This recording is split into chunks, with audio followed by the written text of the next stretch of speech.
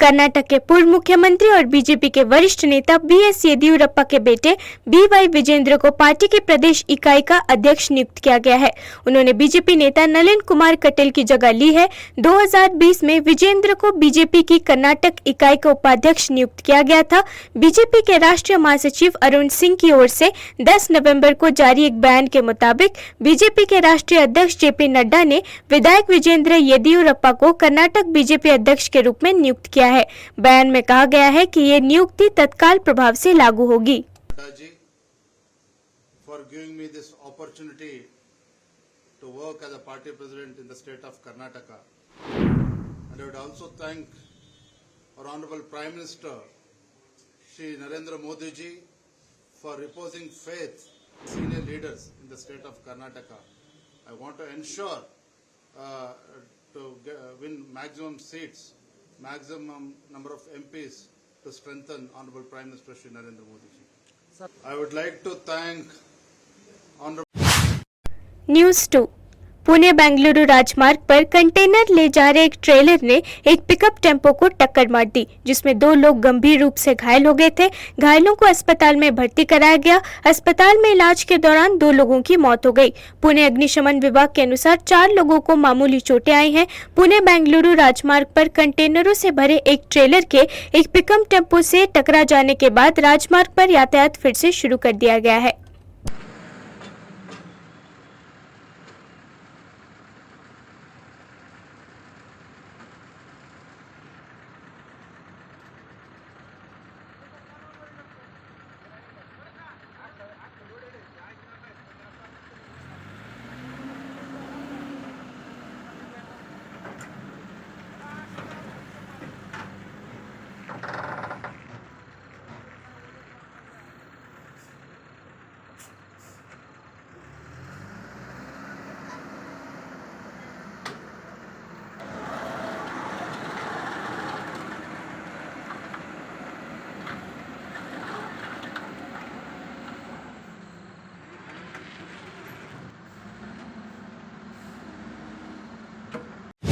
कोलकाता की एक विशेष अदालत ने प्रवर्तन निर्देशालय द्वारा पश्चिम बंगाल के मंत्री ज्योतिप्रिया मलिक की हिरासत 13 नवंबर तक बढ़ा दी है। ज्योतिप्रिया मलिक अपनी हिरासत पर प्रतिक्रिया देते हुए कहा कि उनके स्वास्थ्य इतना खराब है कि वो लकवाग्रस्त हो सकते हैं। मेडिकल जांच के लिए कमांड हॉस्पिटल ले जाते समय उन्होंने संवाददाताओं से कहा, मेरा स्वास्थ्य खराब है, मेरे दाहिने पैर में समस्या है, मैं लकवाग्रस्त भी हो सकता हूं। हालांकि उन्होंने राशन घोटाले पर पत्रकारों के सवालों का कोई जवाब नहीं दिया।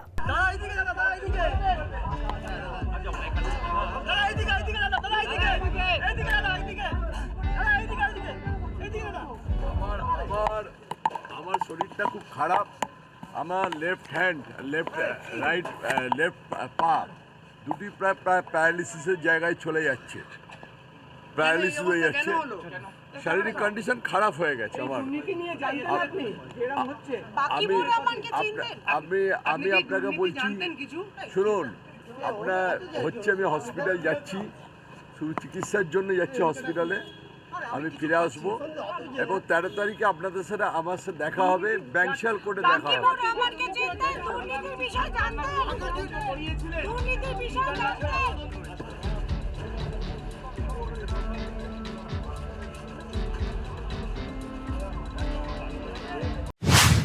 दिवाली समारोह से पहले राजकोट नगर निगम द्वारा माधवराव सिंधिया क्रिकेट ग्राउंड में एक पटाखा शो का आयोजन किया गया।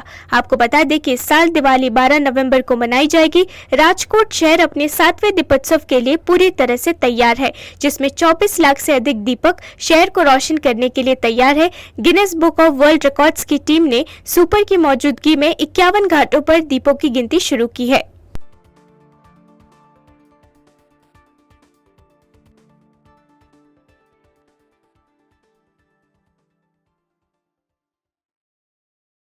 हमारा मकसद ये है कि राजकोट में रहने वाले ज़रूरियातमंद परिवार के बच्चों जो काफ़ी महंगे फटाके फोड़ नहीं सकते, तो हमारी जिम्मेदारी, राजनीतिक जिम्मेदारी है कि उन बच्चों के लिए हम लोग शो रखें। पिछले 40 साल से राजकोट महानगर पालिका और भारतीय जनता पार्टी के शासकों की वो गरीब जो बच्चे होते हैं, अभी तो ऐसा हुआ है 40 साल में कि पूरा का पूरा राजकोट जुड़ रहा है। अभी हम लोग देख रहे हैं पूरे ग्राउंड में 40,000 से ज़्यादा लोग राजकोट के। ऐसा नहीं है सब लोग गरीब आते हैं, सब लोग आते हैं, परिवार पैसे वाले आते हैं, गरीब लोग आते हैं, सबके बच्चों के साथ आते हैं। ये जो पटाखे का जो उत्सव हम लोग मना रहे हैं, आतिशबाजी मना रहे हैं, परिवार के साथ लोग आते हैं, गरीब बच्चे ये जो आतिशबाजी देखते हैं, वोकल फॉर लोकल की जो आतिशबाजी नरेंद्र मोदी जी ने जो हमारे देश में जो अपील की थी कि पूरे हमारे भारत का जो प्रोडक्ट होता है उसको अब नेम बड़ा करें, तो उस हिसाब से यहाँ आतिशबाजी हुए। गरीब लोगों के बच्चे और अमीर लोगों के बच्चे सबके लिए भारतीय जनता पार्टी के शासकों की एक नेम रही है। राजकोट दिल्ली के पूर्व उप मुख्यमंत्री मनीष सिसोदिया अदालत की अनुमति के बाद अपनी बीमार पत्नी से मिलने तिहाड़ जेल से अपने घर पहुंचे। सिसोदिया पुलिस वाहन से मथुरा रोड स्थित अपने आवास पर सुबह करीब 10 बजे पहुंचे। उनके साथ पुलिस कर्मी भी थे। एक दिन पहले ही दिल्ली की राउस एवेन्यू कोर्ट ने दिल्ली के पूर्व उप मुख्यमंत्री सिसोदिया को शनिवार सुबह 10 बजे से शाम 4 बजे तक घर पर अपनी बीमार पत्नी से मिलने की अनुमति दी थी। हालांकि मनीष सिसोदिया ने राउस एवेन्यू कोर्ट से अपनी बीमार पत्नी से मिलने के लिए 5 दिनों की इजाजत मांगी थी, लेकिन कोर्ट ने उनकी मांग ठुकरा दी थी। 11 नवंबर को सिर्फ 6 घंटे के लिए पुलिस हिरासत में पत्नी से मिलने की अनुमति दी थी।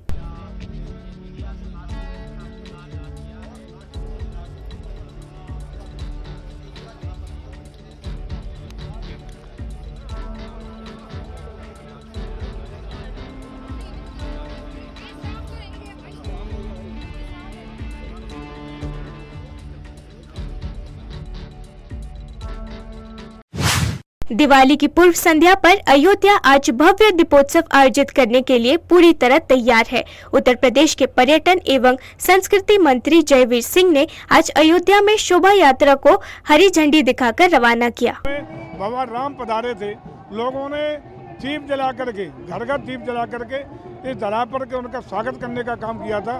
उसी का अनुसरण करते हुए जब से आदरणीय मुख्यमंत्री जी योगी आदित्यनाथ जी के नेतृत्व में 2017 में सरकार बनी, लगातार अयोध्या की धरती पर हम दीपोत्सव का भव्य दिव्य अलौकिक कार्यक्रम करते आए हैं। प्रतिवर्ष अपना कीर्तिमान दीप प्रज्वलित करने में बनाते हैं और हर साल अपना ही कीर्तिमान तोड़ करके नया कीर्तिमान बना के Guinness book of world record बनाने का काम कर रहे हैं। इस साल भी हम लोग अपना ही रिकॉर्ड तोड़ेंगे। तो इस साल सबसे खास बात ये होगी कि महामहिम राज्यपाल जी यहाँ रहेंगी, आदरणीय मुख्यमंत्री जी रहेंगे और 50 से ज़्यादा देशों के राजनयिक इस धरती पर इस कार्यक्रम के साक्षी बनने वाले हैं।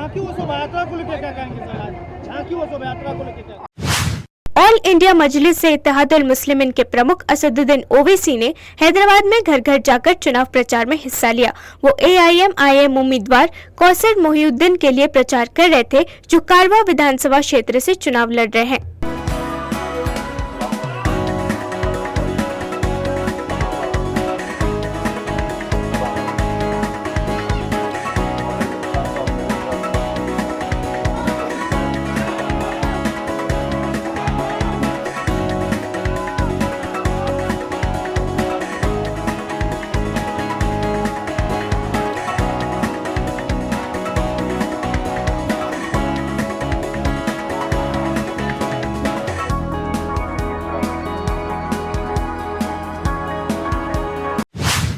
समाजवादी पार्टी के अध्यक्ष अखिलेश यादव ने पार्टी कार्यालय में 7 वर्षीय खजांची का जन्मदिन मनाया और सभी के सामने केक काटा। उन्होंने कहा कि नोटबंदी से काला धन खत्म होने की बात कही गई थी। 7 साल बाद हालात सभी के सामने हैं। उन्होंने कहा कि 15 लाख करोड़ रुपए का कॉर्पोरेट फ्रॉड हुआ था, उसकी भरपाई के लिए नोटबंदी की गई थी। उन्होंने कहा कि इसके जरिए भाजपा ने गरीबों का पैसा अमीरों की तिजोरी में भर दिया। इस दौरान नोटबंदी की लाइन पे पैदा हुए खजांची का जन्मदिन हम लोग मनाते हैं। आज खजांची बड़ा हो गया है और बोलने लगा है। उसके बुरे और परेशानी के दिनों में समाजवादी पार्टी ने उसका साथ दिया।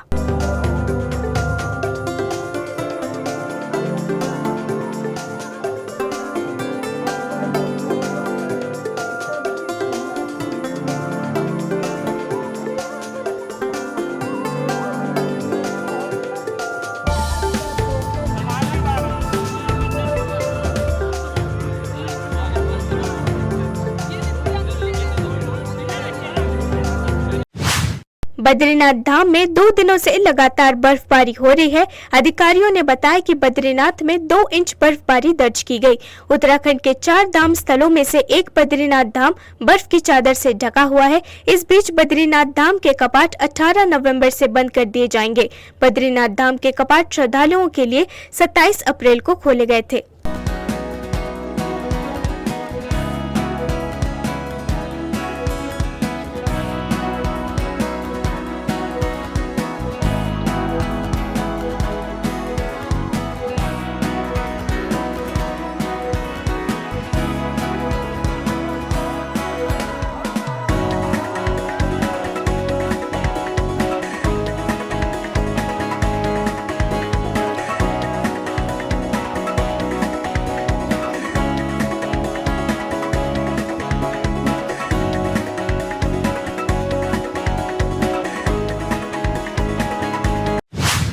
आगामी मध्य प्रदेश विधानसभा चुनाव के लिए भारतीय जनता पार्टी अपना चुनावी घोषणा पत्र जारी करेगी। इससे पहले मुख्यमंत्री शिवराज सिंह चौहान ने कहा, हम जो कहते हैं वो करते हैं। सीएम चौहान ने ये टिप्पणी शनिवार को भाजपा द्वारा अपनी चुनावी घोषणा पत्र जारी करने के मद्देनजर भोपाल में समाचार एजेंसी एएनआई से बात करते हुए की। सीएम चौहान ने एएनआई से कहा, आज भाजपा का घोषणा पत्र जारी होने जा रहा है। घोषणा पत्र समृद्ध और विकसित मध्य प्रदेश और जनता के कल्याण का रोड मैप है। इस कार्यकाल में हमने घोषणा पत्र के अलावा लाडली बहना योजना और मुख्यमंत्री सीखो कमाओ योजना जैसी योजनाएं बनाई। होता है संकल्प पत्र। अभी इस सरकार में हमने इस कार्यकाल में संकल्प पत्र के अतिरिक्त भी लाडली बहना जैसी योजना, मुख्यमंत्री सीखो कमाओ जैसी योजना भी अतिरिक्त रूप से बनाई। लेकिन आज जो संकल्प पत्र आएगा वो मध्य प्रदेश को प्रगति और विकास के पथ पर बहुत आगे ले जाने का हमारा विजन है। इंफ्रास्ट्रक्चर हो, शिक्षा स्वास्थ्य हो, निवेश हो, रोजगार हो, टूरिज्म हो, ग्रामीण या शहरी विकास हो, या समाज के हर वर्ग का कल्याण, किसान हो, गरीब हो, माताएं बहनें हो, बेटा बेटी हो, कमज़ोर वर्ग हो, सबके कल्याण को ध्यान में रखते हुए एक विजन जो भारतीय जनता पार्टी का है, वो विजन आज हम प्रस्तुत करेंगे और फिर उसको पूरा करने के लिए जुट जाएंगे। पहले जो वादे किए वो पूरे किए और अब जो हम कह रहे हैं वो हम पूरे करेंगे, क्योंकि हम ही हैं जो कहते हैं वो करते हैं।